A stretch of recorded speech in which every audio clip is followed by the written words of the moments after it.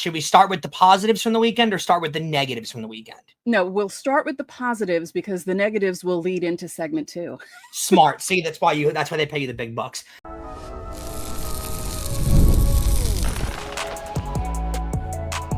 You are Locked On Yankees, your daily New York Yankees podcast. Part of the Locked On Podcast Network, your team every day. Welcome to Locked On Yankees, which is part of the Locked On Podcast Network, your team every day. Thank you for making us your first listen every day. I'm Stacey Gotsulias. Today's episode is brought to you by FanDuel. Right now, new customers get $150 in bonus bets when your first $5 bet wins. With me, as usual, my co-host, Brian McKeon. Brian, it's another Monday. It's another Monday. Is it weird to feel negative after winning a series against the Braves? It's not weird. It's not weird. We'll get into it. Before we get started, don't forget, subscribe to Locked On Yankees on whichever podcasting platform you prefer. Subscribe to our channel on YouTube, like our videos, hit the bell so you're notified whenever our videos go live. And join us on TikTok. We're at LockedOn_Yankees. You'll see Brian talking about the games and you'll see silly meme videos from me. It's lots of fun over there. On today's show, we're going to talk about the importance of the series beginning in Toronto later tonight. Can you believe they're in Toronto again? I can't. We're going to talk about what Brian was alluding to at the top.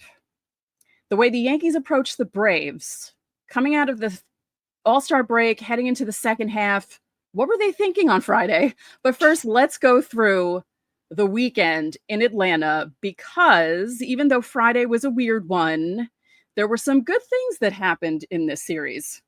Let's see. Are we a glass half full or a glass half empty podcast? Should we start with the positives from the weekend or start with the negatives from the weekend? No, we'll start with the positives because the negatives will lead into segment 2. Smart. See, that's why they pay you the big bucks. So positives. Friday night's game, the bullpen for the most part looked okay. Didn't get completely torched innings wise for sure, but runs wise, competitiveness wise, I wouldn't say they were completely embarrassed in Friday's game, even though it appeared going into that game that they punted the game. Yeah. That's just the way I looked at it. It appeared like that game was just you know what? We're better than the Braves. The Braves have had we weren't going to get negative. Oh yeah, I'm sorry. But that's my synopsis on Friday's game. Saturday's the real storyline from this weekend. Can we both agree on that? Saturday was a wild one. That felt similar to the game against Minnesota all those years ago with the Aaron Hicks catch in the outfield. Like, it was 100%. That sort of a game. And also, I think it was the first time the Yankees did that sort of thing since that game in Minnesota. What was that, 2018? And Boone alluded afterwards to the Seattle game where they had the quasi comeback, but it wasn't really a comeback because they didn't want to win in the game. It did feel like that, though, where they had this massive comeback that was completely unexpected and they kept going back and forth. Let's acknowledge the Yankees were completely out of this game early on. Until they started scoring runs, they were out of this game completely. And to me, at least watching this game, it never felt like they were going to get into the game because every time they scored, Atlanta answered. Right. Like, they would get close and then Atlanta would score. Atlanta scored within the first 2 batters of the game. And you just thought, here we go. It's another Saturday. Awful. It's going to be, they're going to lose by like 20 runs. Like, it felt like that kind of game at first when it first started happening. And then it turned into something completely different. I will say, when they tied the score at 8, I thought to myself, you have to pull ahead. You cannot go into extra innings on the road. You cannot. Yep. And thank goodness they didn't. But the one storyline we need to talk about from Saturday's game is Anthony Volpe. Yes, actually coming through and having a really, really big performance. The home run, too, I think it almost surprised him off the bat. You could see in his face that he didn't think he was going to get all that ball. The Trent Grisham home run, unbelievable. And another guy that had a crazy good series and has really been great. If you watch the post-game interview with Meredith and Judge, she kind of alluded to this, to how strange it is. Giancarlo Stanton has been unbelievable, and it's not been with the power. It's been all base hits, all singles, and Judge said he's going to give Stanton some crap for that. For being a singles hitter. And even walking too. Like, he's walking too, which is good. He's seeing the ball really well, which to me kind of seems to think that he's going to go on one of those power surges soon, because when he starts seeing the ball that well and everything, it's only a matter of time until he starts barreling it up. His strength is just too much. Hopefully he'll do it in Canada.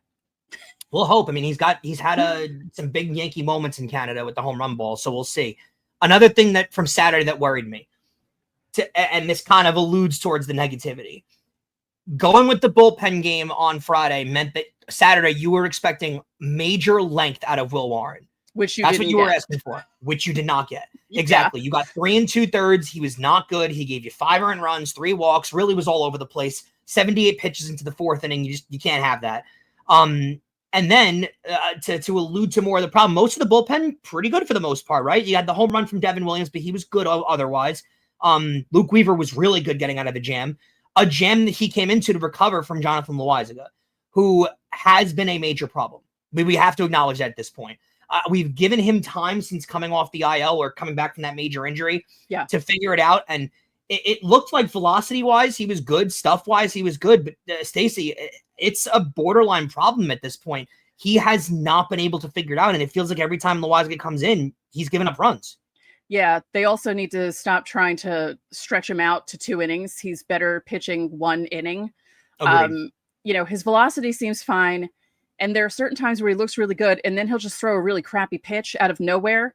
And he'll have trouble going side to side in the zone. And I don't understand. Like, it's like he loses it all of a sudden. It's very much the opposite of the pitcher that he was. Right. Which would concern me. Again, I think coming off that injury, you do know that it takes pitchers a while just to feel like their full selves back again after an injury like that. So I get it, and I want to have sympathy towards it. But the Yankees are actually doing everything possible to put him into big moments and to try and reacclimate him as quick as possible. And it's just not working. Every time he's on, Stacey, there's traffic on the bases every single time. It's becoming a little bit of a problem. All of that moves me to Sunday. And the reason why I had a major issue with the bullpen game on Friday and with the not knowing what you're going to get out of Luke Weaver on Saturday is because you know what you're getting out of Sunday. You knew Marcus Stroman was giving you 5 innings at a max effort, and that really is what you wound up getting. Now, he pitched really well through the 5 innings. That's a really good thing. And he did give them a lot. Like, the Yankees played well, and they did carry the momentum over from Saturday's win into Sunday. So I'm pleased with the series victory. But here's the problem, Stacey. You set yourself up really far behind by giving yourself no option but to get length out of Marcus Stroman, who hasn't proven all year that he can give you length. He threw 6. Yeah, he gave you 6. I know that. My point was, throughout the entire season, Marcus Stroman has proved, I guess I'll call it 6 because he did give them 6 here. The max he's ever giving you is 6. Realistically, it's 5. That's the max he's ever giving you in a game is 5. That's the issue I had, is compounding all these things. When you go with the bullpen game on Friday, knowing you're already getting, we'll call it 6 because he gave you 6, knowing you're only going to get 6 out of Marcus Stroman at a max effort on Sunday, and not knowing what you're going to get out of Will Warren on Saturday, you set yourself up for complete failure going into Toronto. So we're going to discuss that in the second segment. Sunday's win was a good win. They rode the momentum back, but this could have very easily been a messier series than it wound up being. Yeah, Stroman, since returning from the IL on June 29th, he has a 3 ERA. He's given up 7 earned runs in 21 innings in 4 starts. He did give them the length that they actually really needed, because if he had one of those starts where he was out after like 3 1/3, they would have been even more screwed for Toronto. So the fact that he made it through 6 and only gave up that 1 run, I was actually really impressed. It is frustrating when I look through the rest of this game. By the way, Aaron Judge in the power, leading off the game, I thought that is, again, let's not make this game seem bigger than it actually is. It's a mid-season series against the Braves, but it is coming out of the All-Star break where you want to, after last year coming out of the All-Star break wasn't impressive, you want to kind of build on something coming out of the break and almost get yourself a little bit of a reset coming out of the break. So I do like the way they handled that. That is a captain-like home run in the first inning there. Again, not trying to make this game bigger than it actually is, but let's acknowledge something, Stacey. Coming out of the first inning where you're trying to ride the momentum of the game previous, of the Saturday game, of the comeback, and you're going that Judge home run is huge just to set a tone and say, hey, we're not going to die off of Saturday's game. We're coming into this trying to take the series now. I love what you got out of him on Saturday. That's a big home run, and it's only a solo shot, but it's a bigger home run than it seems like. Well, the thing was, the Braves starter, Holmes, he was really good in the first inning. Like, he only had like a 150 batting average against, and the Yankees were able to go 4 for 9 and score 2 runs off him within the first couple of innings. So like you said, coming off of that win on Saturday, I was a little afraid that there was going to be a letdown, and that home run basically said, nope, we're not letting down. We're actually going to play okay in this game. And to set the tone in that way and actually come out and score right away made me feel better about Sunday's game. And we discussed hitting is contagious, but after that, Stanton gets on base. Goldschmidt drives him in. And by the way, Paul Goldschmidt still hitting 290, by the way, where everyone basically predicted that his average was going to drop off significantly. It hasn't. Still hitting 290 somehow.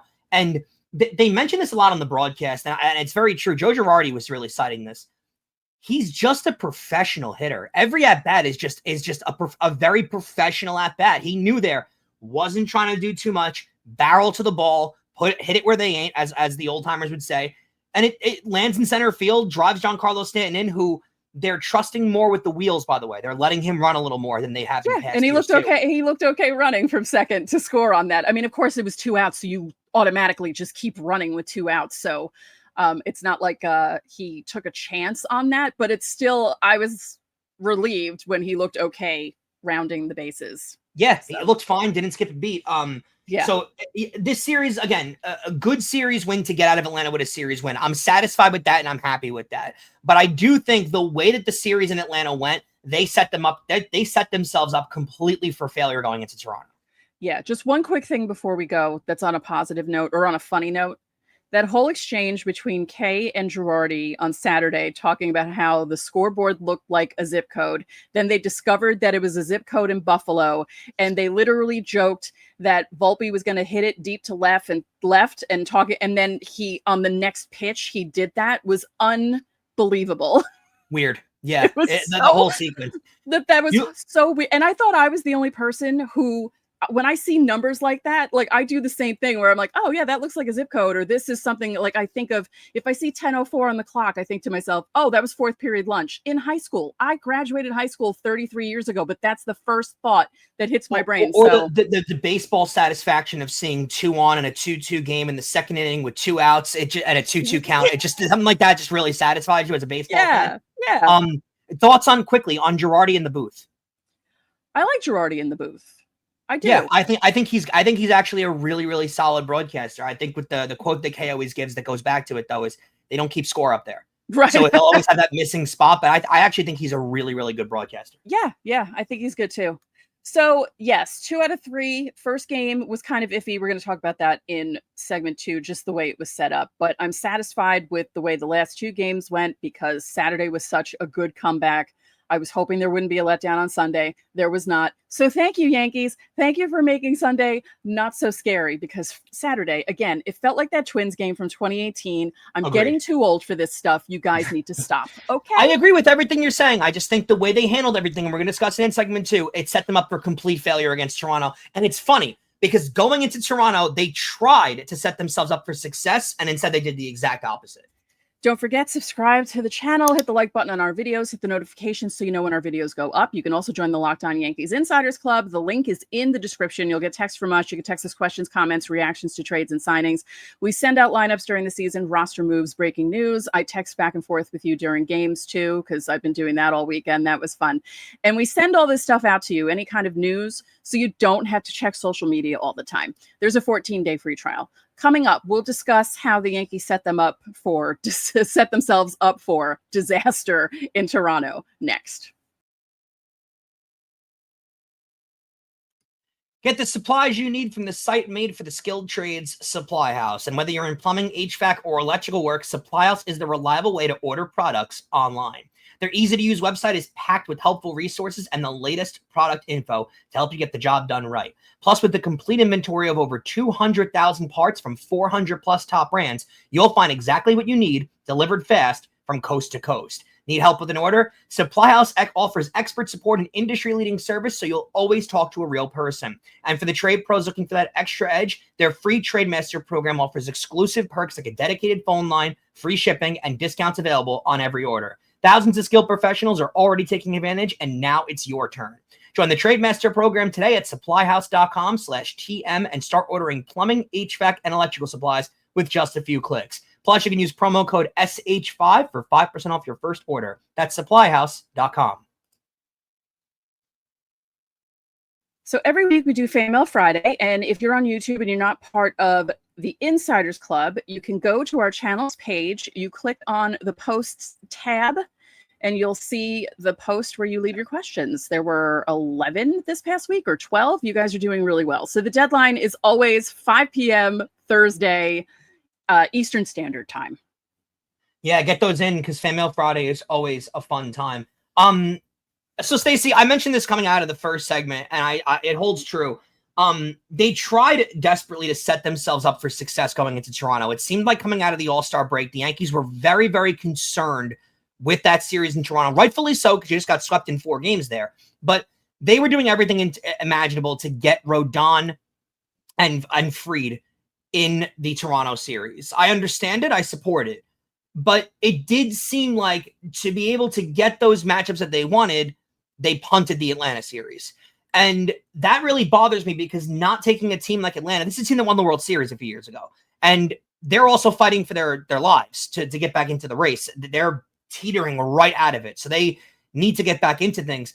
This is a team that's going to play hard the rest of the year. To seemingly punt the Atlanta series really bothered me. And to not be prepared coming out of the All-Star break and have a bullpen game. They had a week to go through every scenario imaginable to prepare themselves for that game. If you wanted Fried to go in that spot, fine. If the blister was going to be too much and you wanted to hold him to Toronto, have Rodón go in that spot. They wanted Rodón for the Blue Jay series. Understand it. It's a division rival who's ahead of you currently. But Stacey, you could have used Rodón on Friday, who pitched an inning in the All-Star game, which, quite frankly, you can toss that up as his, work inning that he gives you in the middle of the week anyway. So I don't know why that would have been a problem, but you could have used Rodón on Friday and then reused him on Wednesday in the Toronto series on full rest. It would have not made a difference at all. And then to plan that we're going to go with Cam Schlittler in his second career start ever in the first game out of the All-Star break when everybody should be fully rested, to me makes no sense. And then when Schlittler can't go, you say, you know what? Screw it. Bullpen game. and you did punt the game on Friday. But let's be realistic with it. They punted the game on Friday, and they wound up losing 7-3. They were never really in that game, but they pretty much decided going into that game, you know what? Maybe we'll be able to squeeze a win out going forward, because Atlanta hasn't really been good, and Atlanta really, I'm sorry, if it's not for a very, very unpredictable and unfathomable comeback on Saturday, the Yankees lose the series 2 out of 3 due to punting the game on Friday. That's what really bothers me with the whole way they handled things. When everything first came out, I thought to myself, what the hell are they doing? Yep. I think everyone did. And then I kind of got the whole trying to figure out how Fried was feeling, figuring out how Schlittler was going to feel, because he had a little bit of soreness in his arm. So he threw the bullpen on Saturday, felt fine coming out of it, which is why he's going to pitch on Tuesday in Toronto. Which, side note, can we not put the report out as Cam Schlittler felt tightness in his shoulder? Can we not, can we report it some different way to not scare the entire fan base? I know, because so many pitchers are going down with arm injuries this year. And a lot of major pitchers are having Tommy John surgery this season, and it's getting worse and worse as we're going.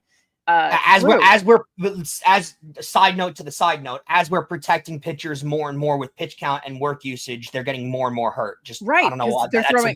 They're throwing harder, but they're also throwing with more movement, so that puts stress on your arm, which is why they're making them throw fewer innings, because they're exerting more energy, but that's also not helping because things are still falling apart in your arm. I say it all the time as an aside. You look at a still shot of a pitcher in the middle of a throw, and it's the grossest thing you'll ever see in your life. Not natural. The body's not supposed to do that. Yeah. So I was annoyed with that. I was also annoyed that the offense was just dead coming into the second half. I know it was Spencer Strider, but they just looked so. I thought, really, we're going to continue after losing 2 out of 3 to the Cubs. You're going to head into the first game of the second half and look that dead at the plate when you have the bullpen pitching. Inexcusable, especially, by the way, when the whole roster was able to be in Atlanta because of the All-Star break. So no one had to travel. No one had that excuse going into it. Yeah. You had all the time in the world to kind of relax and get ready for this series. And again, I know it's Spencer Strider with his painted on pants. I totally understand that it's going to be tough to win that game and have the offense wake up. But to match Spencer Strider with a bullpen effort makes no sense to me. And this is why it really bothers me. I'll say 6 because he gave them that, even though it's not often. Marcus Stroman's not going to be able to give you a ton. At most, he'll give you 6, probably going to give you 5, has the potential to give you a blow up and give you 3. So you already know that. Lately, you don't know what you're going to get out of Will Warren. You either get 7 innings of 10 strikeouts and he looks unbelievable, or you get 3 innings, 3.2, 78 pitches, 3 runs, and it never comes together. You don't know what you're getting out of those 2 guys. And then you go with a bullpen game for Friday. And you didn't pitch Rodón on Friday because you wanted to have him ready for Toronto. Fine. You didn't pitch Fried because you wanted the blister to get a little more healing for Toronto. Fine. You didn't pitch Slittler because of the injury, and then you want to potentially get ready for Toronto. Fine. You're very concerned with Toronto. You're still going to need your bullpen for those guys. You're still going to need your bullpen to get through games. And now your bullpen is completely torched heading into Toronto. So likely Devin Williams not available for the first game in Toronto because he threw 2 straight days and they don't like to give a 3rd day. I don't know if Luke Weaver's available for tonight because he threw 30 pitches the night prior. Tim Hill threw a lot this weekend. Loizaga threw a lot this weekend. The bullpen is now completely torched. So by trying to protect your team with having your best starters go in Toronto because you're so concerned with Toronto, you torched your bullpen. And now you're basically telling Rodón and Fried that they have to give you 7 innings, which is not a feasible way going into this series. So I really think by trying to protect themselves in the Toronto series, they wound up hurting themselves more than ever. Speaking of that Toronto series, coming up, we're going to preview the pitching matchups and continue the discussion of how important this series is with Toronto. We realize it's the end of July, but it's important because they looked so bad in the last one. So we're going to discuss it all next.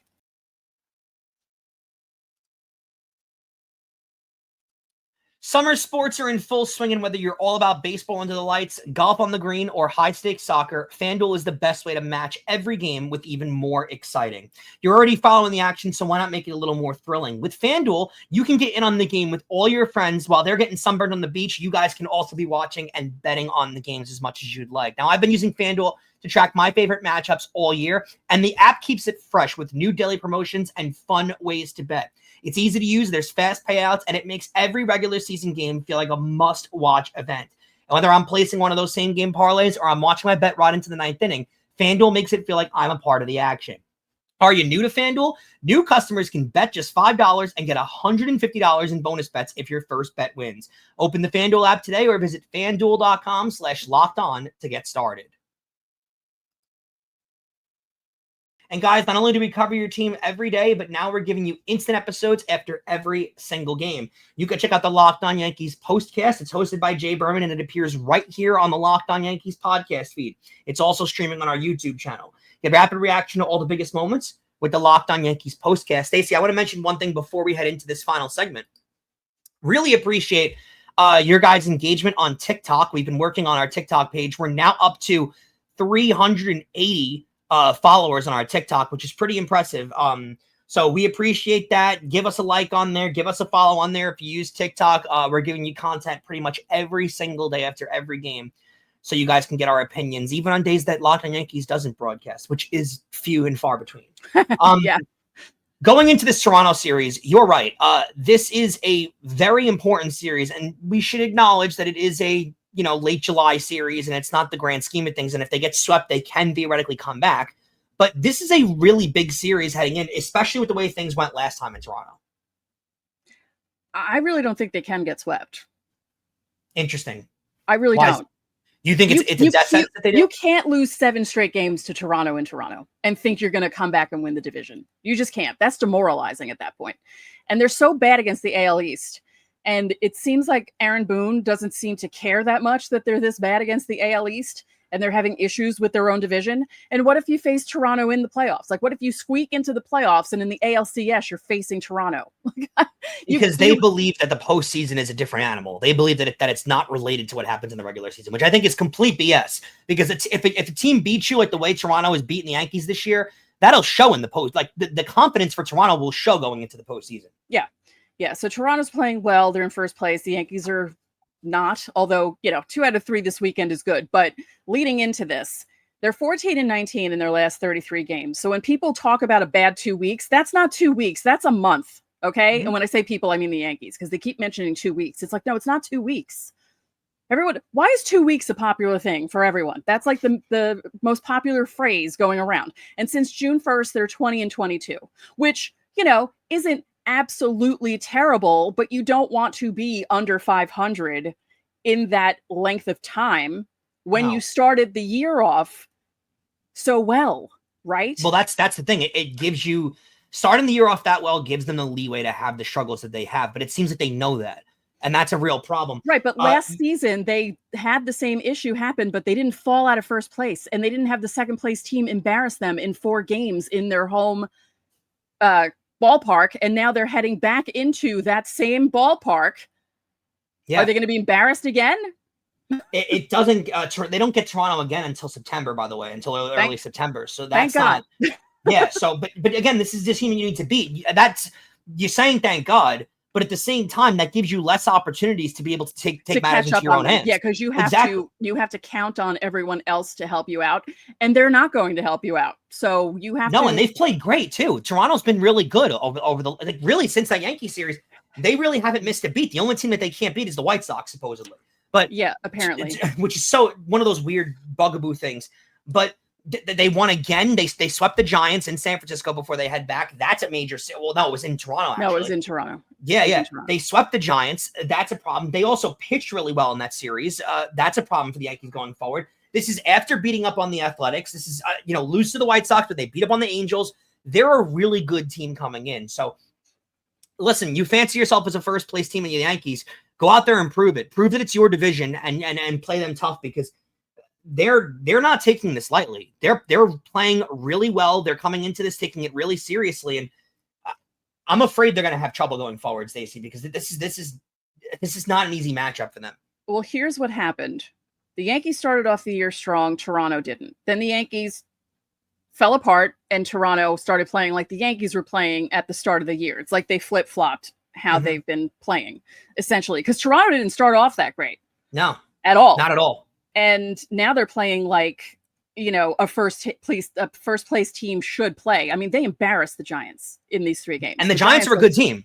The Giants walked like 2 times in the series. They were just absolutely awful. And who is this Addison Barger guy? Because he's annoying for the Blue Jays. And the Yankees, you think of Vlad, you think of Bo Bichette, you have to worry about Addison Barger. Okay, because he's hitting the ball. All these guys that I've barely heard of are hitting the ball. So you have to be careful about all these guys, because they're doing what you guys were doing in April and May. Everyone is contributing. It's not just 2 guys. And you can't just have like 1 good game and then lose 5. You have to be strong for a long time. The Boone swoon needs to end.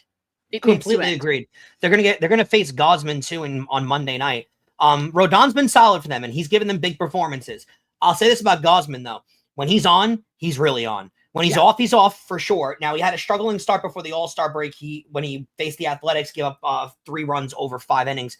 Didn't give them length. Before that, Stacey, though, 2 runs, no runs. So he had really good starts coming in, and one of those 2-run performances was against the Yankees. Right. So in a game the Blue Jays won. So Gausman seems to have their number. Again, Rodon's been awesome of late. He's been really good. And he's been great all year, and I'm not going to give Rodon flack at all, because he's been really awesome for them. But these are the starts that they pay you $30 million a year to contribute in. These are the ones that they're paying you top dollar to contribute in. They're paying him like an ace. This is where you have to be an ace. So here's, how I notice things? Okay, so Tuesday, 7:07 start, yes. Schlittler against Scherzer. Scherzer has struggled coming into this. And he hasn't had a long season by any means. Started the year really hurt. People were upset coming into this game, specifically Blue Jays fans and baseball fans overall, that they weren't going to pitch Scherzer on Saturday, because if they pitched Scherzer on Saturday, you would have got Scherzer versus Verlander, and people really wanted that kind of start. Yeah. Verlander, who, by the way, side note here, has been horrendous. He's pitched all year. He hasn't been hurt, and he's got like a 7 ERA. Here's the thing. I get that you have your pride. I get that you still want to pitch, but at this point, you're sullying your legacy by being horrible in your last year. You're over 40, dude. It's over. Just retire. You had a great year. Cy Young's, World Series. You were one of the most dominant pitchers for like a decade. Just go. Go with some dignity. Go. Max Go Scherzer, hang out with your hot wife, okay, and enjoy retirement. Max Scherzer, who along with Verlander, Scherzer got hurt early on in spring training. Really started the year. He's only, I think, 5 starts in at this point. Hasn't been great though. 4.7 ERA. They're going to try and give him a little bit longer rest. That's why he wasn't able to go in the Verlander game. We'll see how he looks, because to me the 4.70 ERA reeks of Yankees getting just dominated in this spot. Well, I mean, they couldn't hit a guy whose ERA was over 6 on Saturday, because it took them a while to get into that game because they couldn't hit the guy with the really high ERA. This team is confounding. Every year they're confounding. And we didn't even touch upon the fact that in the series against Atlanta, it wasn't just that the bullpen game started things off, but the fundamentals, again, on display. You would think after getting embarrassed the way they did in the World Series, that in spring training, this team, I don't care that these are grown men. You have to have them practice some of this stuff, because people aren't covering first.